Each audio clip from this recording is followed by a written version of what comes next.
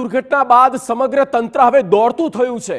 રાજકોટ શહેર પોલીસ કમિશનરે જુદી જુદી ટીમની રચના કરી એક ટીમ વાલીઓના સંપર્કમાં છે અને આગમાં મૃત્યુ પામેલા લોકોની ઓળખ ડીએનએ ટેસ્ટના આધારે કરવામાં આવશે। આ વિચાર કરો, ડીએનએ ટેસ્ટ કરવામાં આવશે કારણ કે મૃતદેહ કઈ હદે સળગ્યા છે ઓળખ કરવી મુશ્કેલ છે અને કેસની તપાસ માટે હવે પોલીસ કમિશનરે બીજી ટીમની પણ રચના કરી છે। હાલ તો રાજકોટના અન્ય ગેમ ઝોન પણ બંધ કરી દેવામાં આવ્યા છે।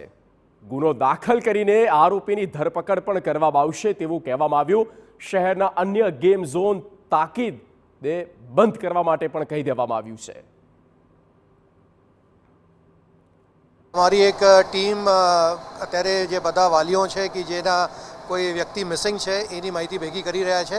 ए पछी जे लोगोनी माहिती मळशे अंदरथी डेड बॉडी रिकवर थशे ए बधाना डीएनए टेस्ट आधारे ए लोगोनी ओळख थशे अने पछी अपने आ लोगोने कई आगळनी कारवाई करीए।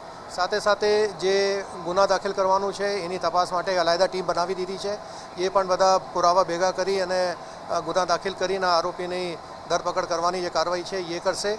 તેમજ જે અન્ય ગેમિંગ ઝોન છે એને અત્યારે તાકીદના તોરે આપણે બંધ કરી દીધું છે। એની બધી ઓડિટ થશે અને પછી એને આપણે મંજૂરી આપવામાં આવશે।